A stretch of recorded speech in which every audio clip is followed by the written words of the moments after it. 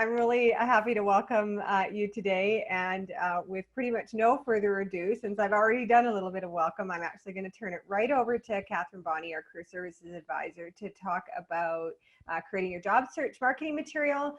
The chat is available, but I do hope that you'll direct your questions to the Q&A panel. I'm going to disappear for a little while. I'm going to leave you in Catherine's very capable hands. I'll respond to chats and questions if and when I can, but for the most part, Catherine will take questions about probably what, about 45 minutes, Catherine? Yeah, I'm going to try and rush it to 30 minutes. This way we can do questions and answers. Okay, we'll see how you make out. Yeah. Okay, so right over to you, and I will be behind the scenes, so call me if you need me. I will, thank you.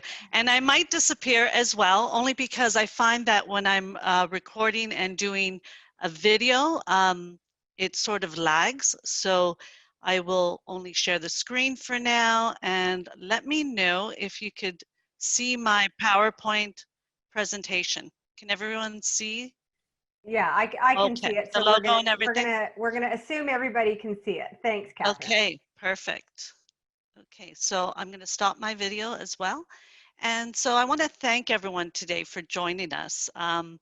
It's a nice summer Friday that I'm sure you can do a lot of other things, but I think this is important. The material that we'll be covering is extremely important, especially if you're in school looking for those internships, practicum placements. So a lot of this will relate throughout your studies, I promise, and for sure after you graduate and throughout your career. So we're going to cover how to effectively create your marketing material and discuss the importance of marketing yourself to potential employers. So on the agenda today, we'll cover your elevator pitch. Again, you're going to hear me saying the elevator pitch a lot. It's a summary of your skills and qualifications, and this will come into play throughout your job search. Next is the business card and your calling card for those of you that are starting your own business or freelancing. We'll cover a cover letter, the resume, LinkedIn profile, portfolio, the online portfolio, your demo reel for those of you that are in video game or film production. We'll discuss the thank you letter and professional references. So here we go. Your elevator pitch is a summary to promote yourself effectively. You're going to want to develop and practice a self-introduction that you can deliver in various interviews, but most importantly, throughout your networking events. So start by preparing a brief paragraph of your skills, your education, industry-related experience that you'll be bringing to the table, and include qualifications you have developed during your practicum, your internship, volunteer work. It's basically a 30-second commercial of your key information. It's about yourself. So that what you're going to want to do is you're going to want to create an introduction to employers. It's similar to answering the question in an interview, such as, tell me about yourself. It is perfect to use during a networking event or when you're meeting someone at a job fair or during a social gathering. You're going to want to market yourself so that the employer remembers you. Practice your introduction until you're confident that you can present it professionally without sounding over-rehearsed, and prepare several versions that you can adapt in a different situation. Use your elevator pitch as a base to start. It may include your industry-related experience, your skills, qualification, and education. If you don't have experience and you're still in school, you're going to want to include 3 to 5 words that best describe you for this industry that you're seeking right now. Just to give you a quick example, it may sound something like this. I have 6 years developing my skills as a residential interior designer at ABC design firm, where I have won several residential design awards. I'm the type of person that thrives in a fast-paced environment and my Revit and AutoCAD skills are excellent. I hold a Bachelor of Interior Design degree, and I am a member of Arito. I enjoy managing projects and solving challenging design skills. So again, it's a brief paragraph about you. Now, when preparing your business card, prepare your design effectively so your business card will make you look professional. When you create your card, you will want to be consistent to ensure that it is similar to the look and the feel of your resume and portfolio. It's basically a marketing tool for you. This way, it's easier for employers to remember you. When will you use a business card? A business card will be used if you're starting your business, freelancing, during a conference, during an association event or a workshop, during networking events. So make sure that you include all your contact information and choose a legible font size. Apart from your name and job title, make sure that you mention your business telephone number, your website, and any email address or social media handles for that business. Next, I'm going to draw your eye to this little yellow calling card. So a calling card is similar to a business card in size and should be professionally created. So in other words, it is sort of a mini resume. You can create a calling card so that if you meet a potential employer in a social gathering, and obviously you're not going to have your resume with you, you can hand it out.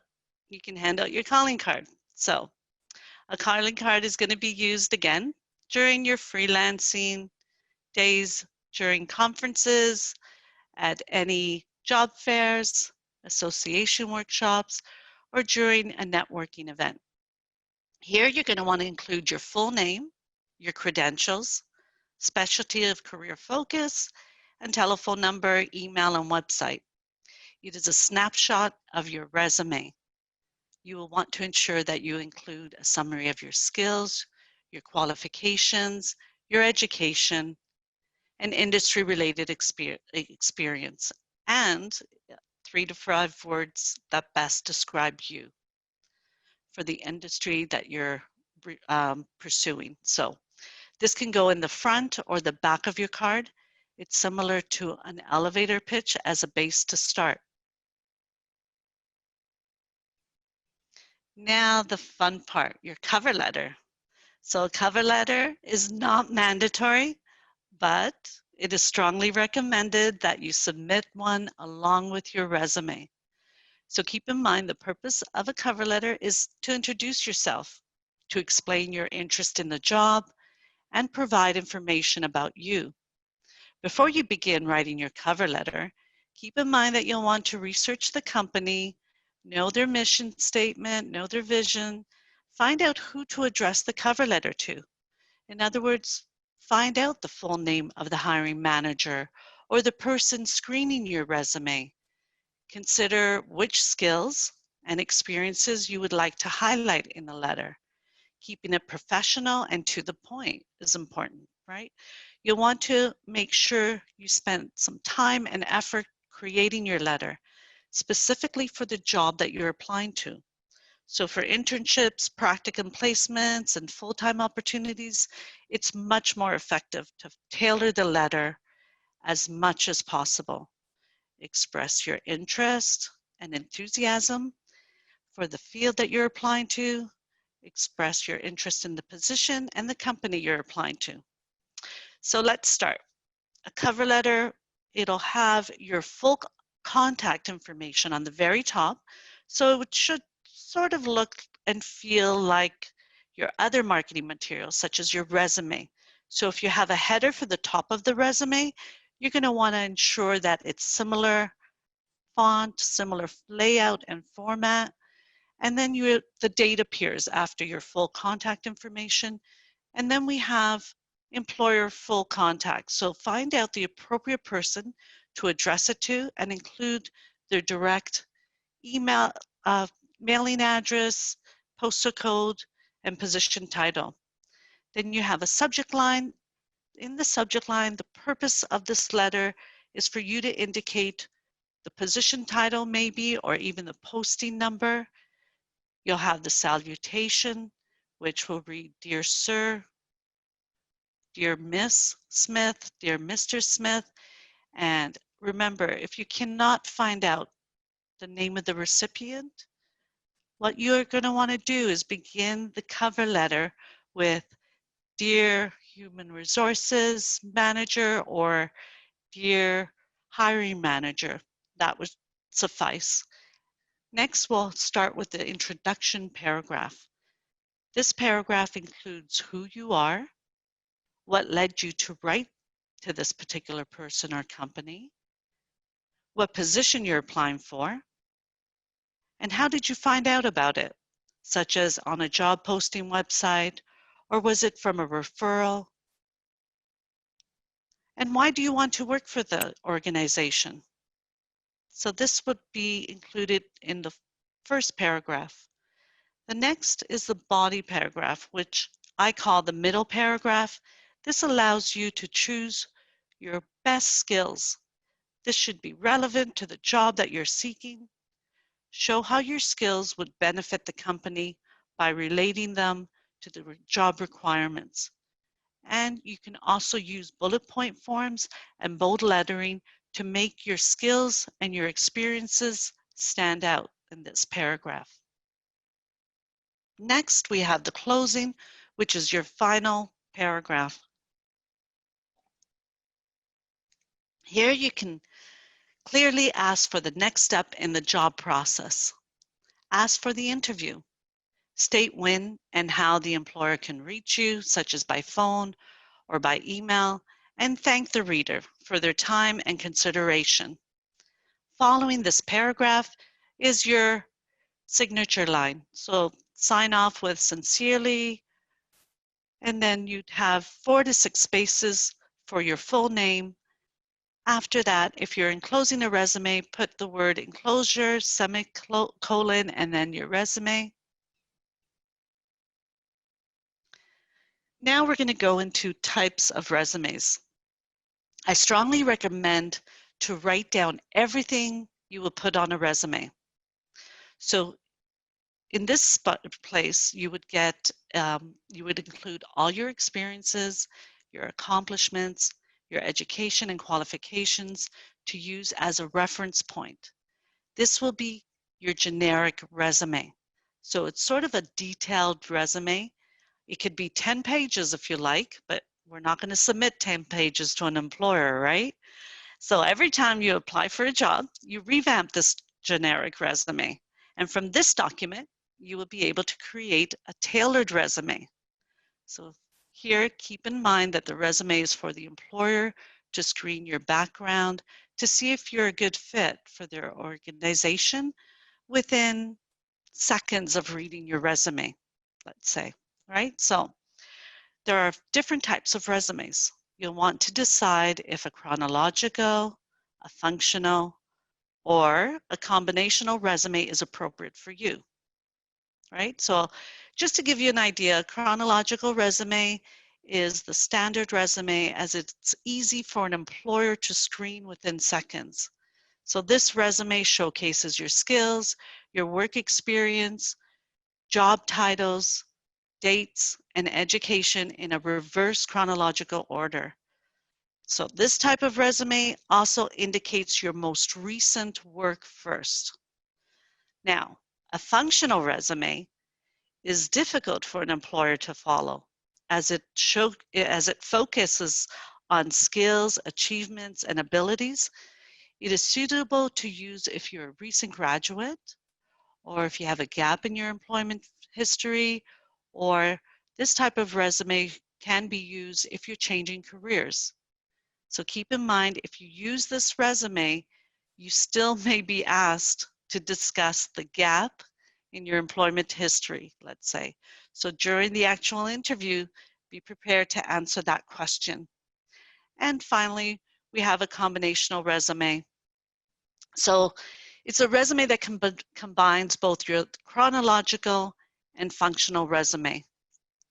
This combination resume highlights your skills, your accomplishments, and it includes a summary of your specific skills.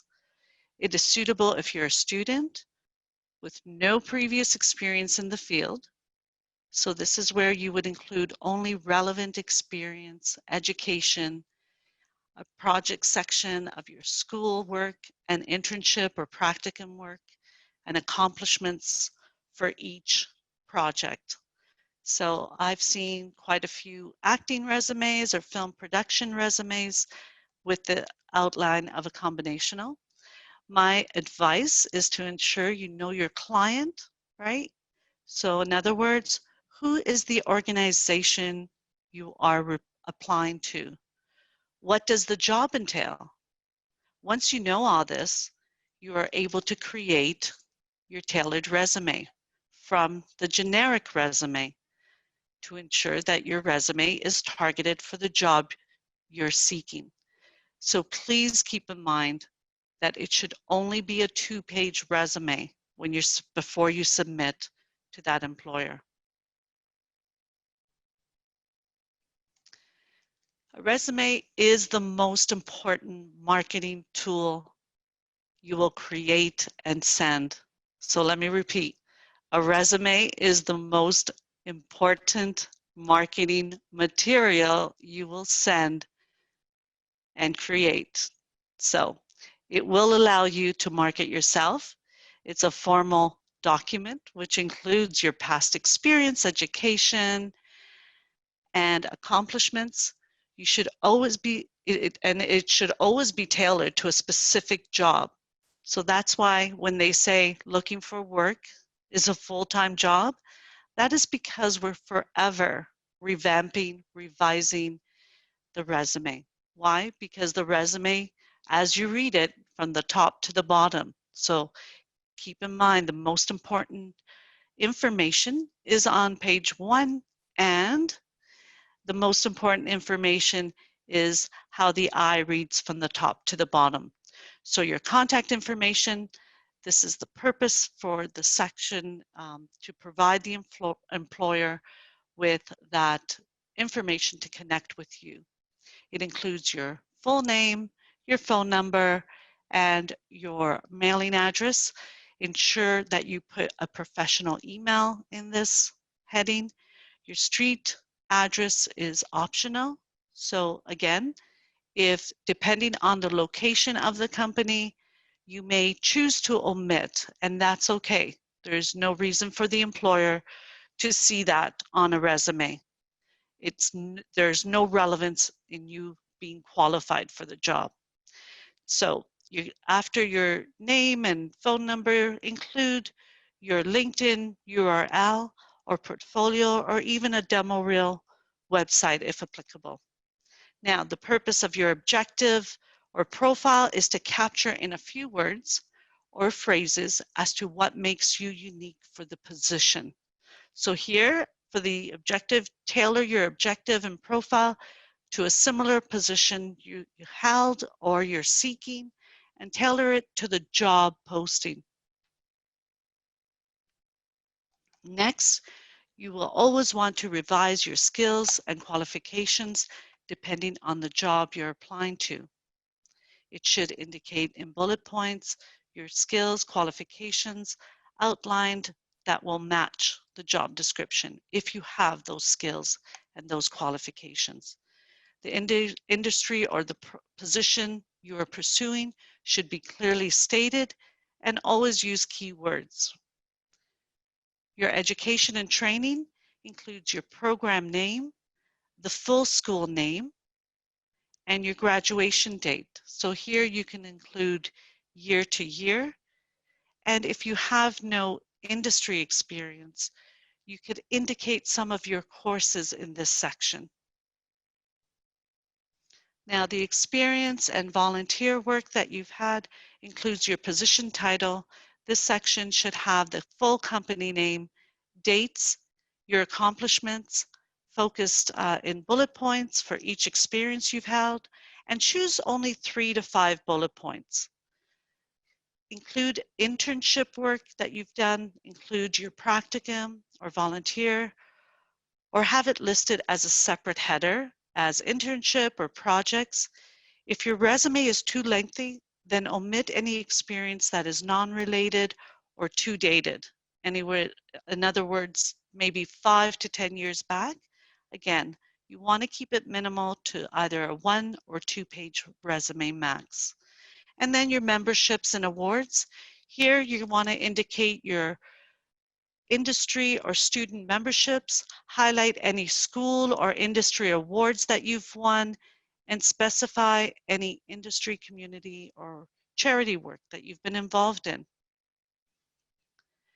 Now, if you include a list of your hobbies, in this section, make sure that you only choose 3 hobbies in total, and keep the resume professional and avoid any personal information.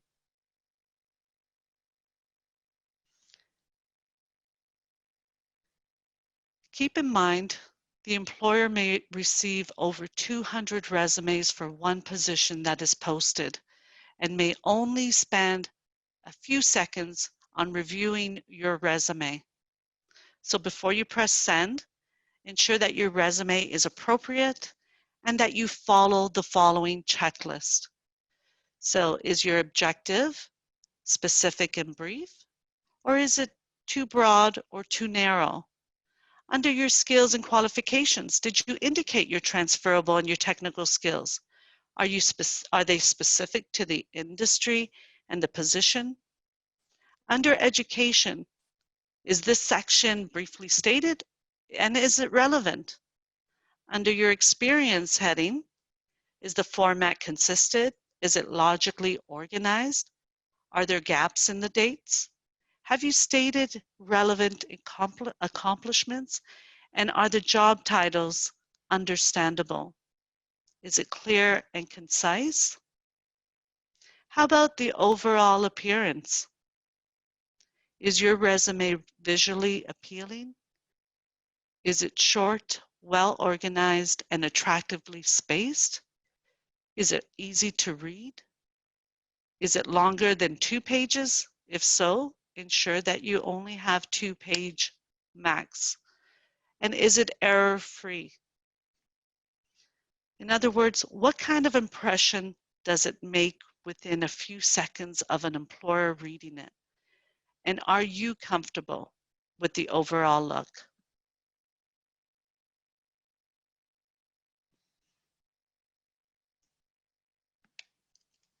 Now, we're going to talk about LinkedIn. Why? Because if in any industry, including video game, if you're a video game design student, your employer is going to seek you out here and you're going to be able to seek jobs. So let's get started. When you build your LinkedIn profile, keep in mind that it should speak to potential employers within your industry. LinkedIn.com is a professional networking site that will help you expand your network and seek out new contacts via your existing ones. When you want to expand your own contacts, you can use group and people searches. So use LinkedIn's search filters to find industry jobs by keywords, job title, a company name, or industry, or the date posted, or even experience level. Many professional organizations have LinkedIn groups that are free to join. After joining, you will have access to the group's jobs and the discussion boards. So discussion boards are a great place to find your mentors as well, who can answer any questions about a typical industry or career path and other topics applicable to your industry. This may also be a good place to start building your information interview contacts. So joining relevant groups also automatically adds those members to your network and helps build your network as well. So find how you are connected to the companies that you'd like to work for. Visit their company LinkedIn profile. Find the current employees of the company who might be your potential connections. Connect with industry associations and connect with former alumni. Now, ensure you focus on researching your own image. When was the last time that you Googled yourself to see what pops up? Remember to clean up all your social media profiles by removing inappropriate photos or negative comments. Share details about your volunteer work, charity events that you're involved in. Post appropriate content and always double check your spelling and your grammar. So ensure you avoid rushing to post a compromising picture or any of your social media on any of your social media platforms. Ensure you avoid being overly negative or engaging in any political or religious topics or condone discriminatory behavior. Keep it professional.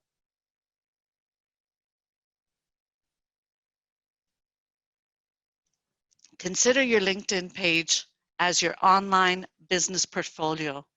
It is your professional history and accomplishments. The majority of employers use LinkedIn to select and recruit candidates for job opportunities. So you'll want to use LinkedIn to build your network within your industry. So it's important to upload a professional photo. Make sure that you dress appropriately, use a background that isn't too distracting, smile to showcase you're friendly, as this is your first time to make a good impression. And your headline, is it critical? It is critical to put effort into the headline. Showcase who you are, indicate your professional title, area of study, indicate your goals and ambition. In the summary sections, here you're going to want to focus on career accomplishments and aspirations. Introduce yourself with a solid summary about your education and soft skills and work experience. It gives insight into what you're all about. Now, your experience. For the experience section, here you're going to want to indicate details of your work experience with up-to-date positions, include experience such as a heading reflecting type of work that is relevant to your job search objective. For the education section, it will always be easily identifiable by employers if they're seeking a specific education. So in this case, it allows you to also connect with network and with your alumni. Showcase only industry-related information on your LinkedIn profile.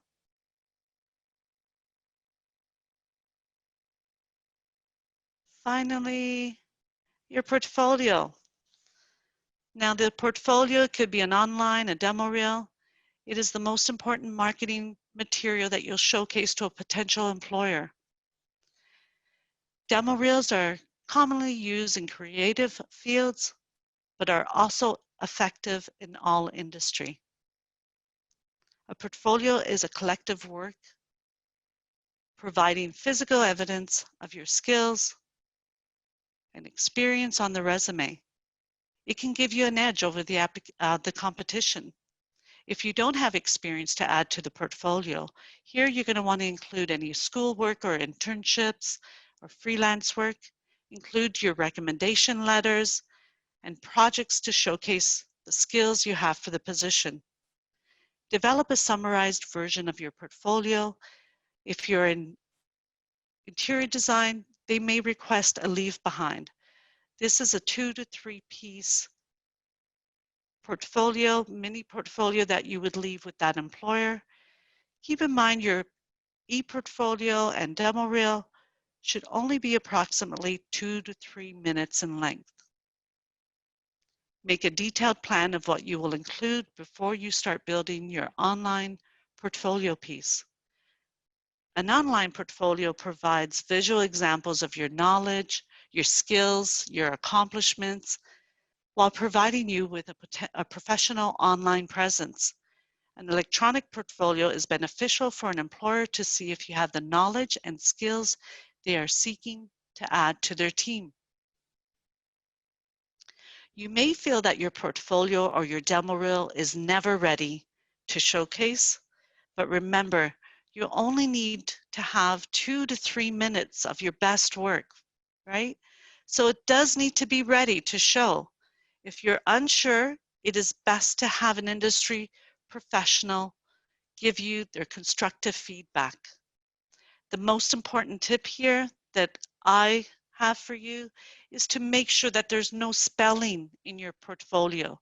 So I've seen portfolios where they've misspelled the name of the school or the project name, or there's a spelling in their description of their work. So please be mindful. Make sure that you show it to another pair of eyes. Even if you've shown it to your professor a few times, or you've looked at it 100 times, reach out to me. Let me take a quick look and I'll see if there's anything that needs to be revamped or corrected. So always send a thank you letter. After the interview, this is a proper business etiquette. So make sure that when you create your thank you letter, your full contact information, like your other documents, should match in font size, layout, so the header of your cover letter would appear as your thank you letter would appear as your resume. So all your marketing materials should match. Date the letter within 2 business days of the interview. So ensure you send it out in a timely fashion. And next, you'll want to put the employer's contact. So address the letter with their full contact information, including their mailing address, and it should be addressed to the person that interviewed you. The subject line can indicate the purpose of the letter once again, like thanking them and reiterating the position title and the posting number. And then you have your salutation. Dear Mr. Smith, so here you address it to the person that interviewed you because you'll have their business card, right? So next we have the introduction paragraph. This is the beginning of your letter. So begin with a thank you and express your appreciation for the time spent with you during the interview. Show the interviewer that you appreciate the time they took and to set up the interview and share details of the position with you. Be sure to communicate your interest in the role and to be part of their organization. The body of the letter, in this paragraph, you're going to want to include and highlight the skills and qualifications you possess that make you an ideal candidate for the job you've applied to and interviewed with. You can also use this paragraph to add any additional information not discussed during the interview or to clarify a topic covered in the interview in more details. Now the closing paragraph, this is the final paragraph. You'll want to thank the employer once again for taking the time to interview you. Indicate that you're open to providing them with further information to help with their hiring decision, and mention that you look forward to hearing back from them for the next steps in the hiring process. Finally, your salutation, so you'll indicate sincerely, leave 4 to 6 spaces again for the signature line. Your full name would appear after that, and if they've asked for you to submit your references, right, ensure that you indicate enclosure underneath your name, semicolon, and references, and submit those as well. Now, about your professional list, your reference list, here you're going to want to prepare a professional reference list. So choose wisely and choose 3 professional references and provide the direct contact of these individuals on a separate sheet of paper. So remember the marketing material rule. If you have a logo on your resume and you've indicated that logo and layout and header and font size on the cover letter and thank you letter.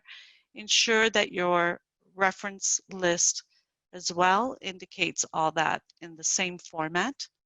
So again, before the interview, you would have already called these 3 references and asked your references for permission to use them. So it could be a past employer, a past professor, a past practicum supervisor, or an internship supervisor, and let the references know that they may be contacted as a reference of employment. So here, your references should appear in this order. You should have 3 professional, and you should have the full contact, position title, company name, full company address, website, phone number, and email address. So make sure you're consistent with their contact information. And after the interview, you ensure that you've reached out to them, call your 3 professional references, prepare them ahead of time, let them know who will be calling them, give them the person's name, the company name, and share a few details about the position. If it is possible, you may want to share the job description so they know about the position and the company you're pursuing. At the beginning of your interview, when you called them for permission, that's when you would share your resume with them so they can take a quick look and possibly give you feedback to add or omit something on the resume. So I hope that this webinar gave you helpful tips to ensure that you stand out to your future employers. Next, we will go through the Q&A. Great. Thanks so much, Catherine. We've got lots of questions coming in. Oh, good.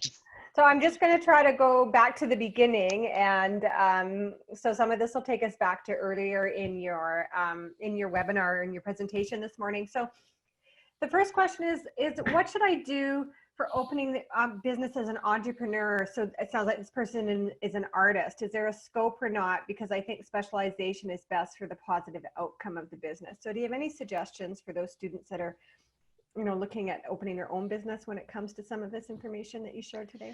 Yeah, this information will apply when you're even developing your business plan. So before you open up the business, you're going to want to have some layout work in mind, but also have your marketing materials, because if you're not trying to entice an employer, you're going to try and entice a client, right? So these individual, like for the interior design students, you're still going to need a portfolio piece. So those materials will come into play. And if they don't, later on, you might be looking for contract work where you're going to have to submit all this information as well. Right. Great. Good. Thanks. So what would you recommend when you talked about business cards, what would you recommend for those in the MACP program? How can we adapt it to the counseling field? I could definitely share any websites that have free calling cards. So it's the same way. They might even have logos set up for you where you can make it look like you've opened your own private practice, if that's the case. So if you're opening up your own private practice, you can create a logo. But most importantly, the calling card would be sufficient to tell your next client that this is what my credentials are, 3 to 5 words that best describe me or where I specialize. So I'm specializing with individuals with addictions or young adults, that sort of thing. So that's the perfect way to demonstrate it. And don't forget, a calling card, you can indicate this information at the front and the back as well. Right. And right. so you can for a business card, but I very rarely see business cards that way. I know where I used to work, we had the business card that was specialized on both sides. Right.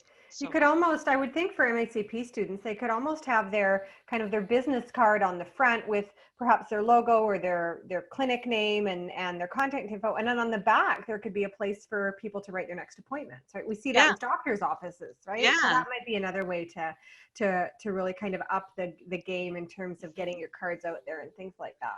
Yeah, and if you So need a license number, sometimes you can indicate the license number or whatever, right? exactly, exactly. So another question came up if you have any recommendations about the best font and size, like the typeface and the size to use in your job search marketing materials. Yeah, this is a very good question. I love it. My favorite is Arial 10 pitch.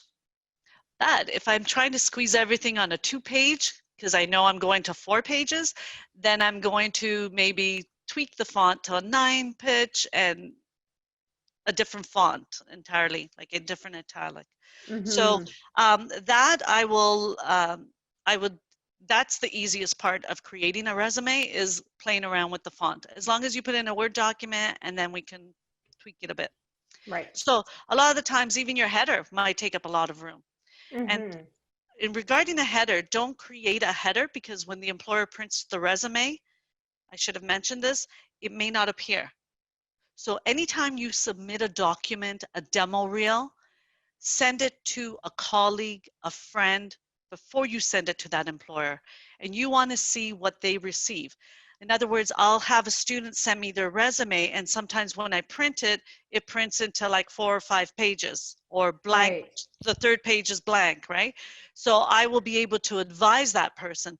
Had they send it to the employer, it might be a little bit too late, and the employer is going to judge on layout, Right. consistency, Exactly. spelling, that sort of thing. Exactly. The other thing about putting your contact information in the actual header feature, so like insert header in Word, is that if you're sending, if you're uploading your resumes to an automated job search system that lots of employers are using, they actually can't read the headers. So your information is lost. So Correct. there's 'Cause all of these tips and tricks that you need to know to get past these systems.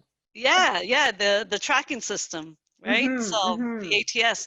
But you're Mm-hmm. right, they're going to want to text. A lot of these large organizations want you to download your resume in text format. Yes. So exactly what you said, the header will not appear in No, that yeah. case. So there's two questions about the LinkedIn discussion boards. Can you talk about what you mean by that and how students access those discussion boards on LinkedIn? Once you have your profile uploaded, reach out to some of the associations and they will have discussion boards that you can connect with Right. on their website. So Yeah. they'd have to accept you, but I, that's a good way to start um, connecting and networking. And you're going to want to offer up some information too. Like just don't choose to connect with someone or go on a discussion board if you have nothing to offer in your career at this moment. Yes. So wait until you're Yes. comfortable and you have something to bring to the table as well. Yeah. Yeah. Exactly. So I think the other way to look at these is kind of almost the news feed in LinkedIn is people post something and then there's an opportunity to like it or to make a comment, and that's kind of another way to participate in conversations on LinkedIn. Yeah. Yeah, absolutely. So in terms of this came up during the thank you letter. So I'm assuming it's in relation to the thank you letter. Would you recommend sending that by email, or is actually putting it in the post office the old fashioned way the better way to go? Yeah, that's a good question. So I would start with if I emailed them my resume and letter, then yeah, I would email them. Okay, so yeah, Yeah, if I'm in, yeah, I wouldn't drop it off. I know yeah, people, when I was in human resources, people would drop off a card. It was great. yeah, In those days, yes. In these days, I don't think so. You can. right, right. Even sending something through mail, it might be delayed. You want to get that letter, the thank you part, at least within 2 days of that interview. And I'll tell you Yeah. why. When I was recruiting, we had a manager that he chose a particular candidate. And so we said, okay, we're going to go with candidate A. I'm going to draw up the offer letter. He calls me within like the next day and says, hold off. I think I'm going to go with candidate C. And I said, well, you got a nice card, didn't you? Because I had received in human resources a thank you card, and I know so did he. So he was ready to change his whole hiring decision based on a thank you card. That's how important a thank you card is. So Mhm. yes, you want to get it in there within 2 days. because Right away. and the employer will remember you as well, Yeah. right? There's two questions from MACP students about their resumes. So I'm going to theme them because I think they're very similar. So first of all, the recommendation within the program is that students keep their resumes really simple. No color, no pictures, like just nothing. But this particular student has had a lot of success with a very visually appealing resume and always felt that it made the resume stand out. So would you recommend, what are your thoughts about this? And the other really similar question is, do you have any recommendations on how to make our marketing materials appear, and is there visual things? So this is all about, MACP, and it sounds like creativity in their resumes and what you recommend. Yeah, you want to sort of like, if you were to create a website, what would be the look and the theme? And it should be consistent with that. So I would ask the individual, even when I see a logo from any of the programs that we offer, I ask what inspired you to create that layout, that logo. And if it's not within the realm of the industry, or they really can't talk about it, then I say just remove it. It's just a flower, or it's just whatever. So yeah, we can talk about being creative on the resume, but make sure it's a topic piece in case that employer asks you, why did you choose this font or this logo or this layout, right? So going back, if the resume works for you, go for it. If that creative resume works, keep it status quo. If you're getting the interview and you're getting the job offer, even perfect. If you're getting the interview, your resume is working 90%. If you're not getting the job offer, or if you're not getting the job offer, then we need to do a mock interview from there. Right. Because I'd like to tell students 90% of the job is yours. When you get calls on that resume and they call you in for an interview, it's what you say or don't say in that phone call or in that interview that can cost you the job. So again, 90% of that job is yours. That marketing tool is working for you. So keep it going. Right. The next question, Catherine, is as I apply for practicum placements as an MACP student, can I, or perhaps should I, attach my report card or transcript so that employers can see my GPA? I like that. Yes. Why not? I would, if I had honors, I might put that on my resume, or I might put my GPA on the resume instead of giving them a full document. But I always say to students, refer back to what the final word of your industry professional. So if you did an information interview and they told you don't submit your transcript, then don't. If your professor or practicum coordinator says do not include your transcript, then don't, because they might have already sent documents on your behalf to say this is what we offer in the curriculum, this is what they're capable of, and I've sent you my top 5 students, let's say, or whatever. So, and if not, when you're in doubt, just ask the employer if they'd like to see it, or bring it with you for the interview. We want them to focus on your resume. And don't forget, they're only spending seconds. I used to spend 5 to 8 seconds on a resume. And so remember the checklist that I had sent you? As long as you take a look at the checklist and review that, and your resume is ready to press send, do it.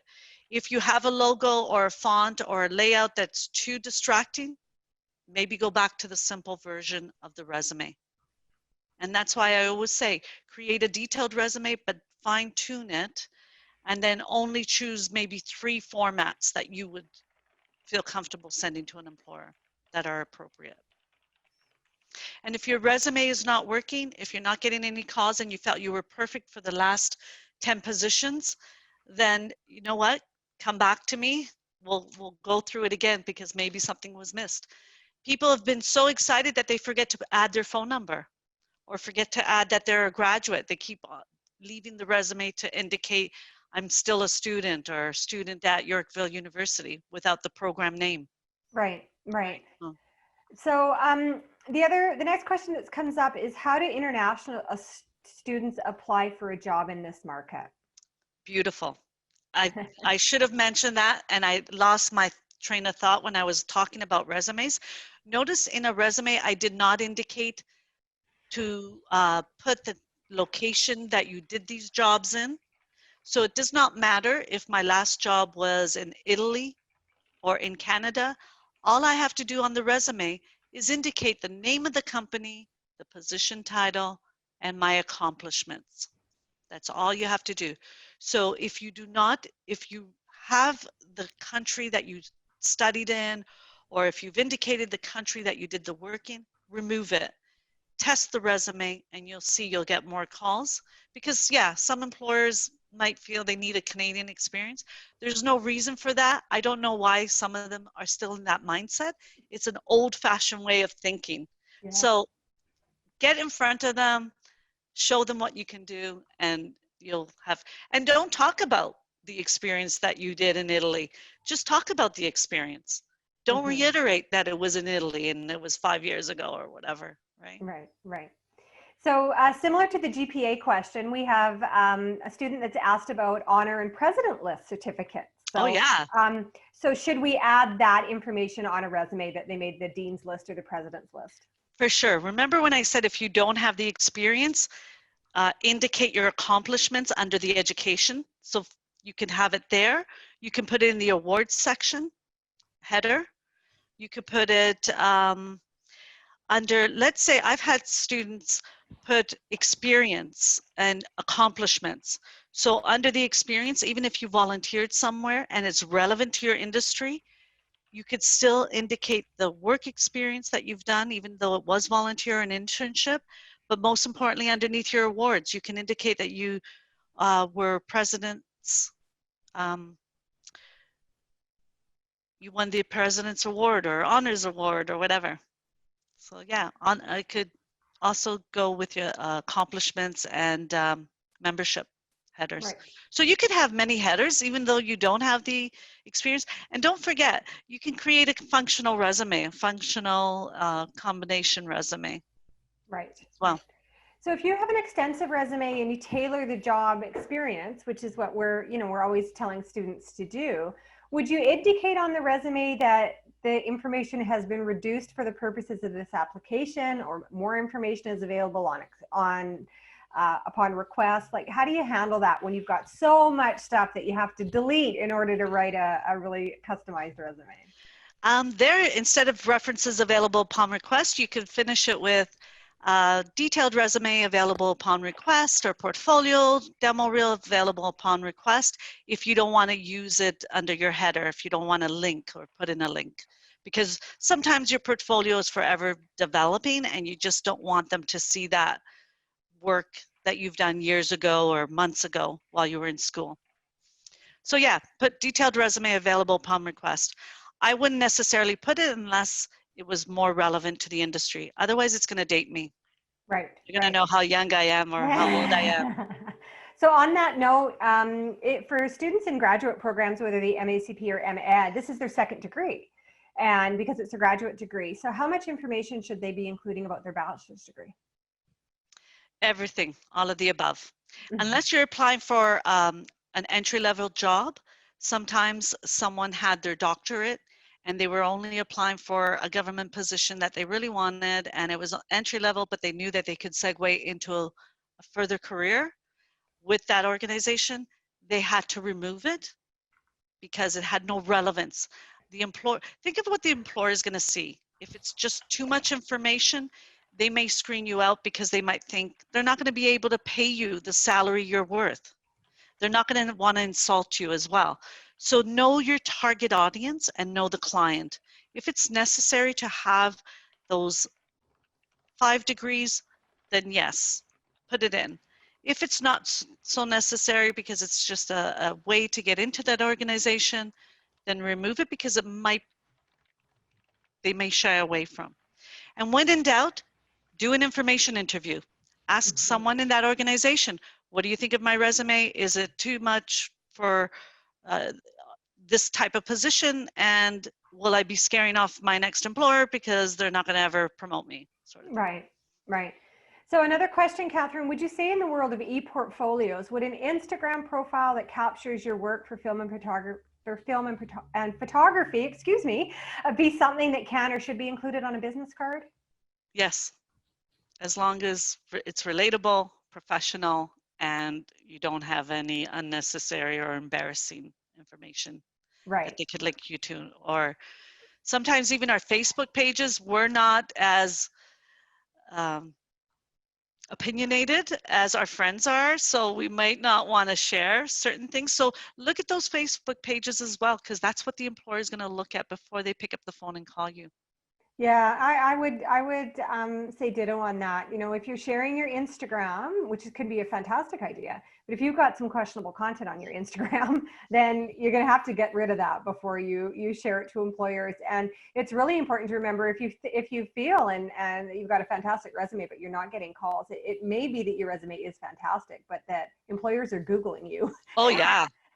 And finding something that they don't really want, that makes them question whether you'd be a good candidate. So it's sometimes a good idea to Google yourself and see Yeah. what sort of stuff is coming up. But the trick for that is to not do it on your own computer. The trick is to do it on a computer that you don't normally use, because of course all of the algorithms in your websites will surface content that it thinks that you want. So the trick is really to do it from a computer that isn't known to you. Yeah. And Okay. that's why I always say information interview.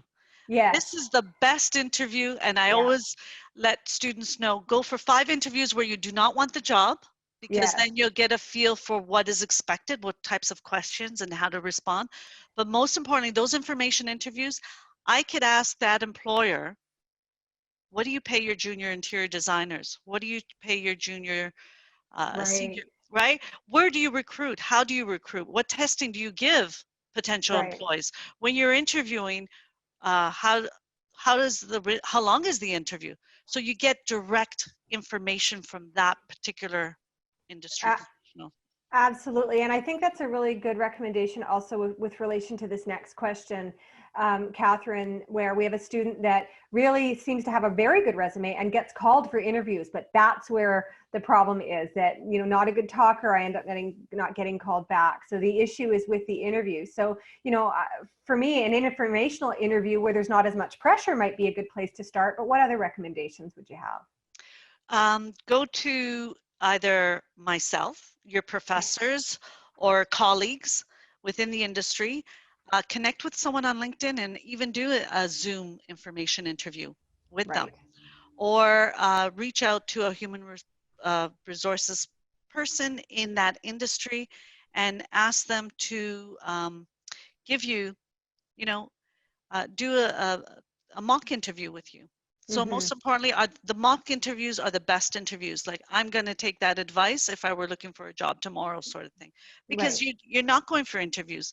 And while you're in school, you're not talking that much. Your professor is talking the majority of the time. So you're going to have to articulate what you studied and where your skills lie and where your passion lies and that sort of thing. So you're going to need to sell yourself. And most importantly, because I talked to a student yesterday about this, she told me that she didn't do well in the interview because she didn't sell herself effectively. In other words, she didn't toot her own horn. In an interview, forget all that.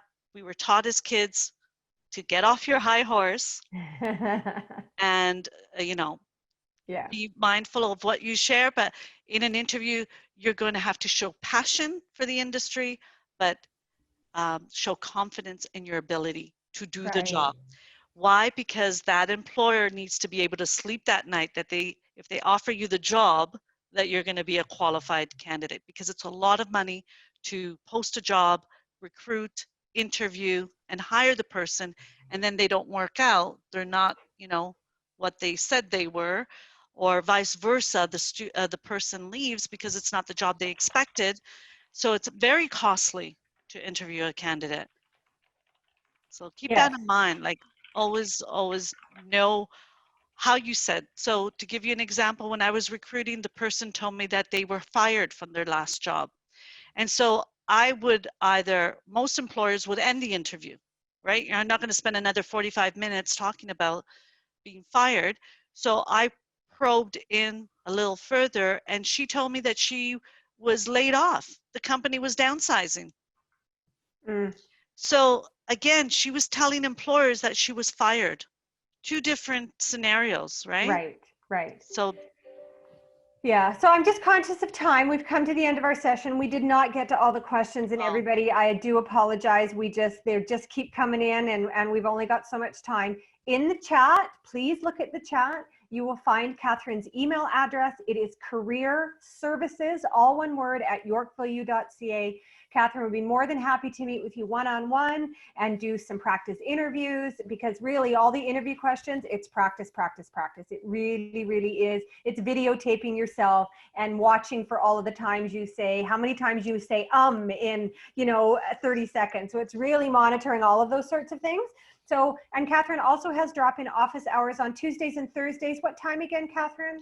it's 11 to 12. Eastern time. Yeah. Yes, but a So, lot of the times if I see someone is logged in, I will chat with you even though it's off hours, so don't be shy. right. Um, to, So use the drop-in, reach out to Catherine by email, make an appointment to see her. She's here for all of our students, and there's been some fantastic questions. Some of them may be a little challenging to answer in a webinar like this, but please reach out to Catherine separately, and we'll see you again in September. Remember, the second Friday of the month at this time, we bring Catherine back for another webinar on career services and support. And with that, everybody, thank you so much, Catherine. Great session today. Have a great rest of your Friday, everybody, and a fantastic weekend. Take good care. thanks. Bye, everyone.